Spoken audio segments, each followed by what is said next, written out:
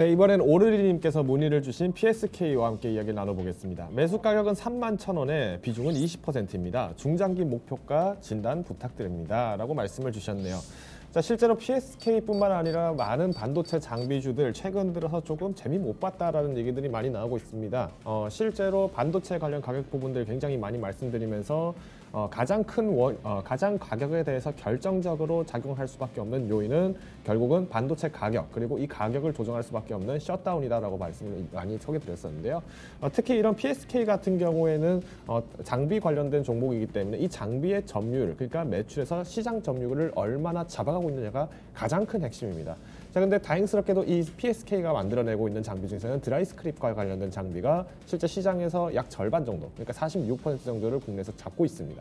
대부분 매출이 또 삼성전자라든가 SK하이닉스 이런 우리가 흔히 들어봤다 하는 반도체 업체들을 대상으로 잡고 있기 때문에 우선은 급하게 판단하지 마시고 말씀하셨던 것처럼 중장기 그리고 목표가와 그리고 반드시 손절가 지켜가시는 전략을 추구하시는 것을 추천드리면서 함께 차트 보며 이야기를 나눠보겠습니다.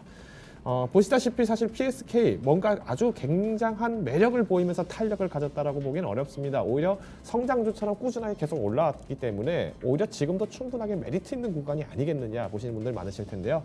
실제로 이 PSK 같은 경우에 상장일이 그렇게 오래되지 않았습니다. 보시다시피 작년 5월에 상장돼서 지금까지 계속 탄력을 유지를 하고 있습니다. 즉 우리가 반도체 사업 관련해서 미국에서 지난 작년 코로나 터지기 전에 미국에서 엄청난 불마켓을 만들어가면서 삼성전자에게 굉장히 많은 압박을 넣고 중국과의 어떤 견제를 하던 미국의 입장에서도 사실 이 반도체 시장에 대해서 앞으로 어떤 전략들이 나올지 굉장히 궁금했단 말이죠. 마찬가지로 국내에서는 이런 미국으로부터의 반도체라든가 이런 매출 부분들을 어디서 잡아야 할 것이며, 그럼 이 매출을 잡기 위해서 노광 과정이라든가 이런 장비 업종들에 대해서는 어떻게 취급을 하냐가 이제 관건이었다는 겁니다. 자, 그러다 보니까 실제로 미중무역 분쟁으로 인해서 미국과 중국의 경기가 우려되면서 증시가 전체적으로 하락을 하고, 마찬가지로 일본에서는 또 한번 화이트리스트 배제라든가 이런 어떤 정책적인 요인들이 작용을 하다 보니까 오히려 반도체주들이 일시적으로 움직임들이 굉장히 둔해지거나 혹은 하방 압력 받았던 종목들이 굉장히 많았을 겁니다. 자, 근데 오히려 PSK 지금 최근 들어서 입장을 보면은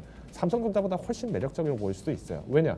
팬데믹보다 이전으로 훨씬 더 주가를 빨리 회복한 상태에서 꾸준하게 상승 탄력을 받아가고 있다는 것이 강점이기 때문이죠. 자, 그러면 이제 진단을 드리겠습니다. 우선은 중장기 목표라고 말씀을 하셨지만은 아무래도 투자자분들마다 중장기의 목표의 기간이 조금 더 상이할 수 있을 것 같습니다. 다만 올해 연중을 넘어서 내년 상반기까지를 한번 꾸준하게 보신다라고 하면은 가장 결정적인 것은 앞서 말씀드린 것처럼 셧다운만 없다면은 충분하게 메리트가 있지 않을까라고 판단을 하고요. 오히려 신고가 이상도 한 번 더 노려볼 만하다라고 과감하게 제안을 드릴 수 있을 것 같습니다. 이인즉슨 결국 우리가 가장 핵심으로 요구를 하는 부분들, 지금 테슬라에서 만들고 있는, 테슬라에서 이번 배터리 데이 때 실제로 배터리 얘기 안 하고 자율주행 얘기했습니다. 그렇죠? 이런 자율주행 얘기를 할 때도 마찬가지로 이런 반도체 부분들의 소요들이 더 확장이 될 수밖에 없기 때문에 이런 부분까지 감안을 해서 우리가 프리미엄을 준다. 그렇다면 신고가 달성은 반드시 이룰 수밖에 없다라는 부분들을 좀 제안을 드릴 수 있고요.